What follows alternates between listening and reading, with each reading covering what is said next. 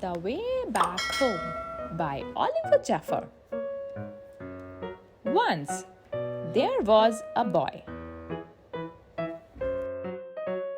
and one day, as he was putting his things back in the cupboard, he found an aeroplane. He didn't remember leaving it in there, but he thought he'd take it out for a go right away. The plane lifted off the ground and up into the sky, higher and higher and higher. Suddenly, the plane spluttered. It had run out of petrol. Now the boy was stuck on the moon. What was he to do? He was all alone and afraid, and soon his torch began to go out. Up in the space, someone else was in trouble too. His engine had broken down, and steering the ship towards a flicker of light, he landed on the moon with a bump. Both the boy and the Martian could hear noises in the dark, and both feared the worst. But as their eyes got used to the dark, they both realized they would meet someone else in trouble. They weren't alone anymore. The boy showed the Martian his empty petrol tank, and the Martian showed the boy his broken engine. Together, they thought of ways to fix their machines and how to get them both back home. The boy jumped down to the earth to get the things they would need, right down into the sea, and swam towards home. But by the time he got there, the boy was tired out, so he sat in his favorite chair just to catch his breath. His favorite program was just starting, and he settled down to watch. Suddenly, he remembered what he should be doing and rushed off to the cupboard to get what he needed. He ran outside and shouted, but there was no reply. He couldn't be heard. The boy climbed to higher ground, called again, and waited. This time, a rope was lowered.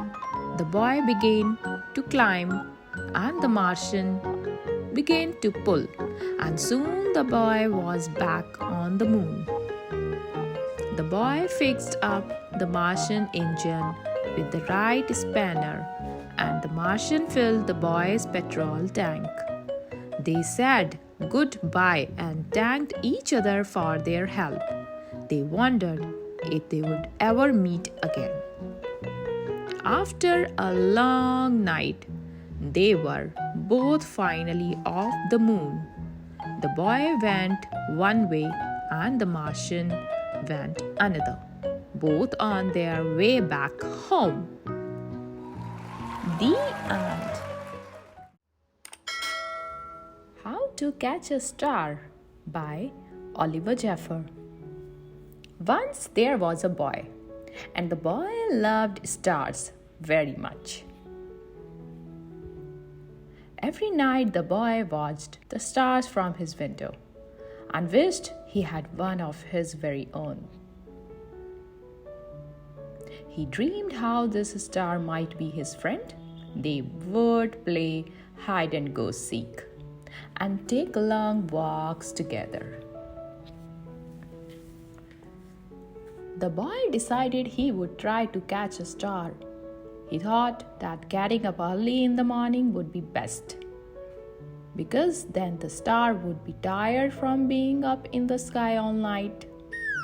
So, the next day he set out at sunrise, but he couldn't see the star anywhere. He sat down and waited for one to appear. He waited and he waited and ate lunch. And waited, and after dinner, he waited some more. Finally, just before the sun was about to go away, he saw a star. The boy tried to jump up and grab it, but he could not jump high enough. So very carefully, he climbed to the top of the tallest tree he could find.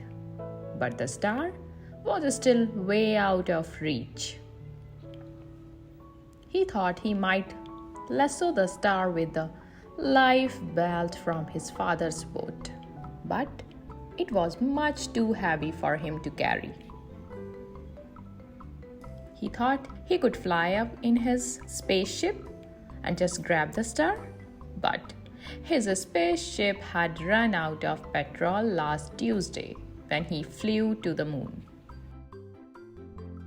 Perhaps he could get a seagull to help him fly up into the sky to reach his star, but the only seagull he could find didn't want to help at all. The boy thought he would never catch a star. Just then he noticed something floating in the water. It was the prettiest star he had ever seen. Just a baby star. It must have fallen from the sky. He tried to fish the star out with his hand, but he couldn't reach it. Then he had an idea. The star might wash up on the shore. He ran back along the jetty to the beach and watched and waited. And sure enough, the star washed up on the bright golden sand. The boy had caught a star of his very own. The end. Stuck by Oliver Jeffers. It all began when Floyd got his kite stuck in a tree. He tried pulling and swinging, but it wouldn't come unstuck. The trouble really began when he threw his favorite shoe to knock the kite loose, and that got stuck too. He threw his other shoe to knock down his favorite shoe, and unbelievably, that got stuck as well. In order to knock down his other shoe, Floyd fetched midged. Cat get stuck in trees all the time, but this is getting ridiculous. Floyd fetched ladder. He was going to sort this out once and for all. And up he threw it. I'm sure you can guess what happened. The ladder was borrowed from a neighbor and would definitely need to be put back before anyone noticed. And in order to do so, Floyd flung a bucket of paint at it. And wouldn't you know, the bucket of paint got stuck.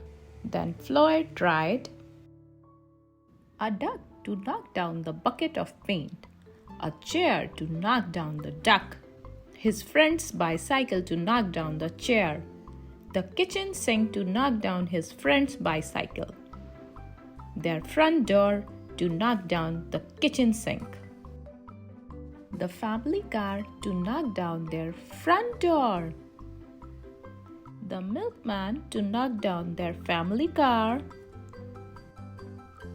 and orangutan to knock down the milkman, who surely had somewhere else to be, a small boat to knock down the orangutan, a big boat to knock down the small boat, a rhinoceros to knock down the big boat, a long-distance lorry to knock down the rhinoceros, the house across the street to knock down the long-distance lorry, fluid, a lighthouse to knock down the house no longer across the street, a curious whale in the wrong place of the wrong time to knock down the lighthouse. Hi, what are you doing?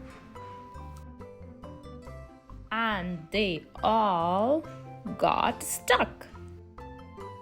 A fire engine was crossing and heard all the commotion. The firemen stopped to see if they could help at all. Can we help at all? And up they went first, the engine, and followed by the firemen, one by one. And there they stayed, stuck between the orangutan and one of the boat. Fireman would definitely be noticed missing, and Floyd knew he would be in big trouble. Then he had an idea and went to find a saw. He lined it up as best he could and hurled it up the tree, and that was it. There was no more room left in the tree, and the kite came unstuck. Floyd was delighted. He had forgotten all about his kite and put it to use immediately, enjoying the rest of his day very much. That night, Floyd fell asleep, exhausted, though before he did, he could have sworn there was something he was forgetting. Hang on a minute, lads. I've got a great idea. The End. The Heart and the Bottle by Oliver Jeffers. Once there was a girl, much like any other, whose head was filled with all the curiosity of the world.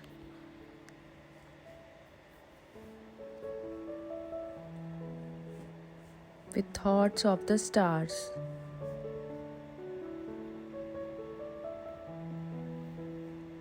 with wonder at the sea,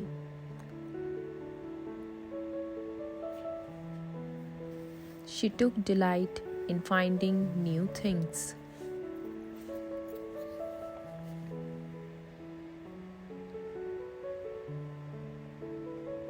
Until the day she found an empty chair.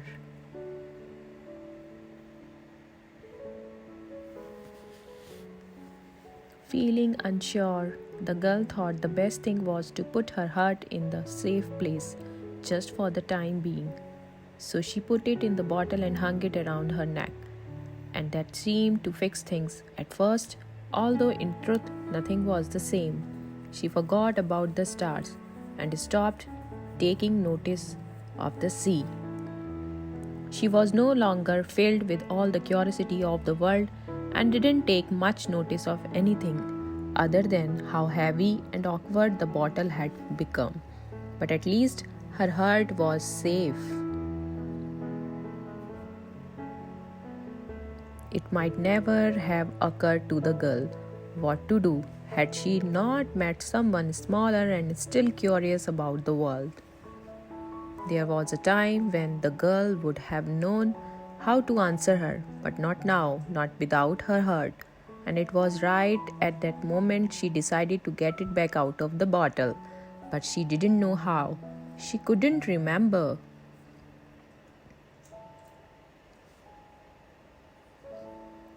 And nothing seemed to work. The bottle couldn't be broken. It just bounced and rolled. Right now, to the sea. There is occurred to someone smaller and still curious about the world that she might know a way, and it just so happened. She did. The heart was put back where it came from, and the chair wasn't so empty anymore.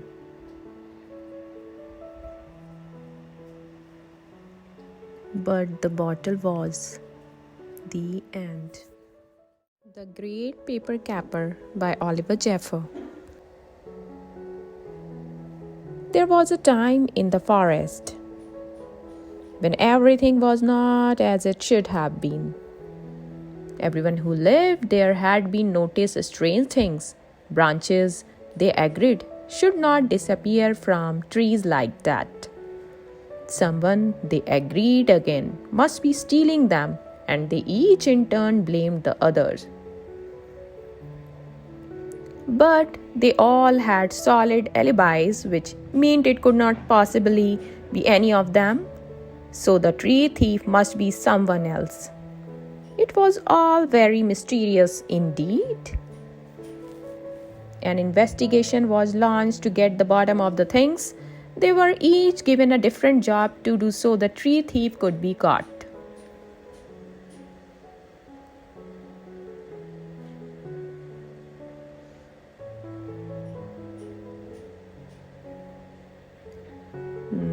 Okay.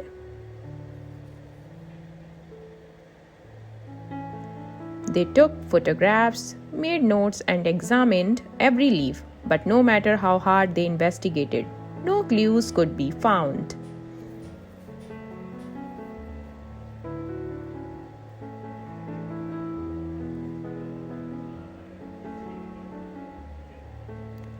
Then an eyewitness report led them to some evidence that had blown in not far away, and it had a weird paw prints all over it.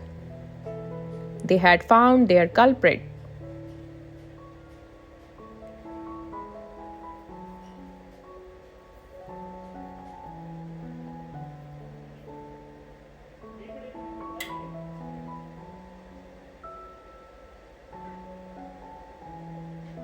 The bear was brought in to have his picture taken and to appear with other suspects, and was kept late into the night to answer questions.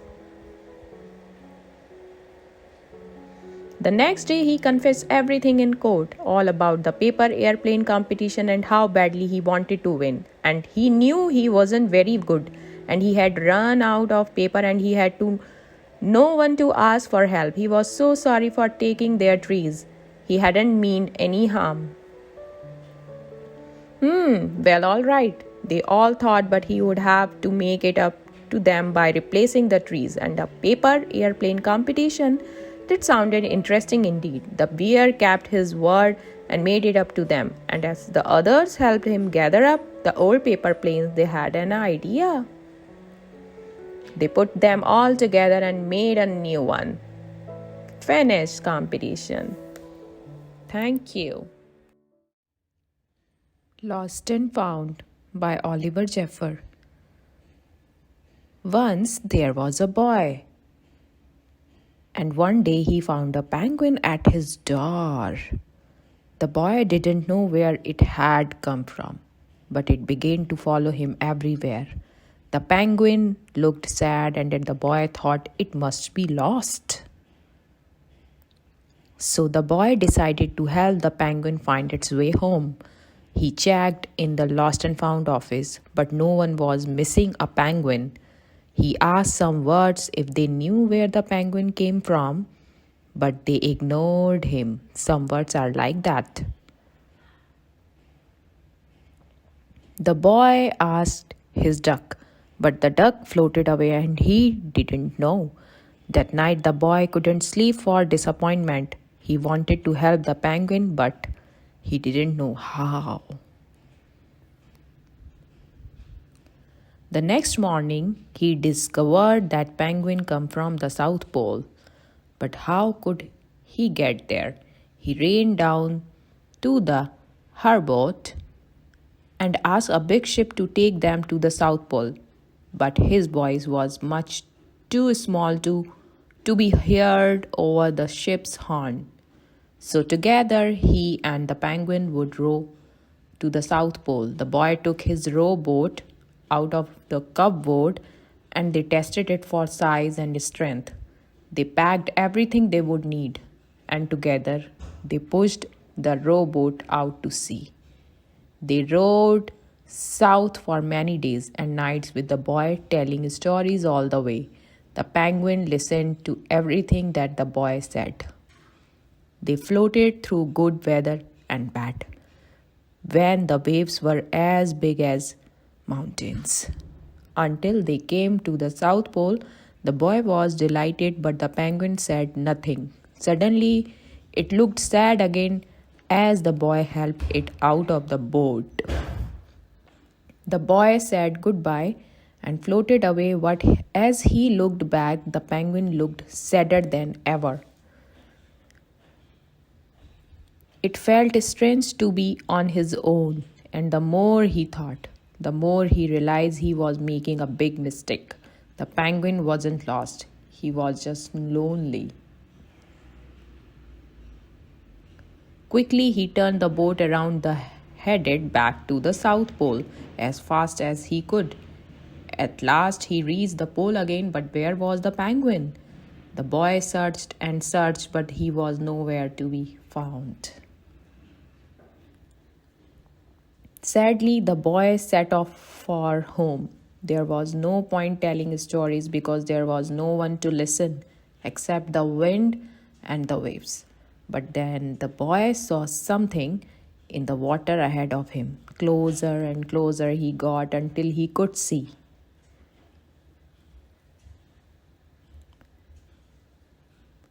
The penguin. And so the boy and his friend went home together, talking of wonderful things all the way. If you like my story, please like and subscribe our channel.